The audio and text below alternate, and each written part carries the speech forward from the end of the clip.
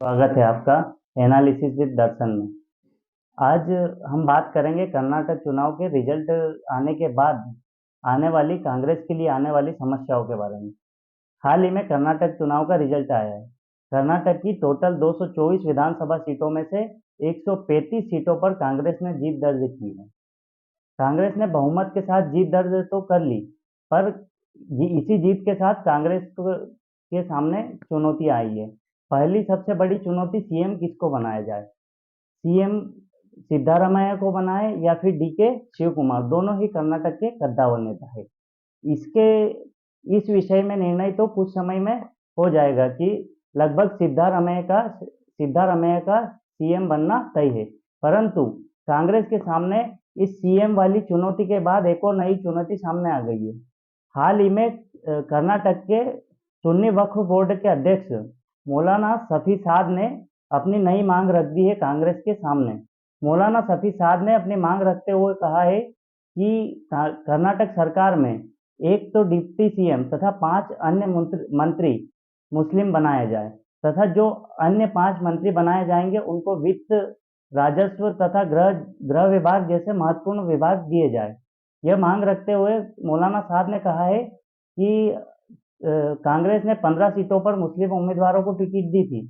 उनमें से 9 उम्मीदवार मुस्लिम रहे जो कांग्रेस पार्टी से थे तथा चुनाव जीते। इन 9 उम्मीदवारों के अलावा भी 67 सीटें ऐसी थी जहां पर मुस्लिम वोट के कारण कांग्रेस जीती। अर्थात 67 सीटों पर मुस्लिमों की महत्वपूर्ण भूमिका रही कांग्रेस को जिताने में। इन महत्वपूर्ण तथ्यों को बेस बनाकर कांग्रेस से मुस्लिम सुन्नी वक्फ बोर्ड ने कर्नाटक ने मांग की है कि एक डिप्टी सीएम का मुस्लिम समुदाय से बनाया जाए तथा 5 अन्य मंत्री मुस्लिम समुदाय से बनाया जाए। हमें इलेक्शन का पहला बताए थे एक डीसीएम मुस्लिम को बनाना है और एक 23 सीट देना करके बताए थे। 15 सीट मिले, उसमें 9 एमएलए जीत के आ गए और उसके साथ साथ 67 जगह पे 67 to 72 एमएलए सिर्फ और सिर्फ मुसलमानों को वोट में जीत के आ गए कांग्रेस का। इसलिए कांग्रेस हमें दिए है, कांग्रेस को बहुत कुछ है, इसलिए अभी हमें लेना चाहिए, लेने का मौका है। इसलिए हमने एक डीसीएम बनाना है और 5 मिनिस्ट्री भी होना चाहिए। वो मिनिस्ट्री भी अच्छा एक पोर्टफोलियो मिलना, जैसा कि एक होम और रेवेन्यू एजुकेशन, वैसा पोर्टफोलियो देके मुसलमानों को शुक्र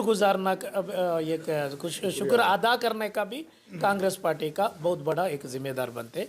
और अब देखना यह होगा कि कांग्रेस आने वाले मध्य प्रदेश, छत्तीसगढ़, राजस्थान तथा अन्य राज्यों में जहां पर भी चुनाव आए, इन चुनाव को देखते हुए कांग्रेस क्या निर्णय लेती है, क्योंकि कांग्रेस का जो भी निर्णय होगा इसके दूरगामी परिणाम देखने को मिलेंगे।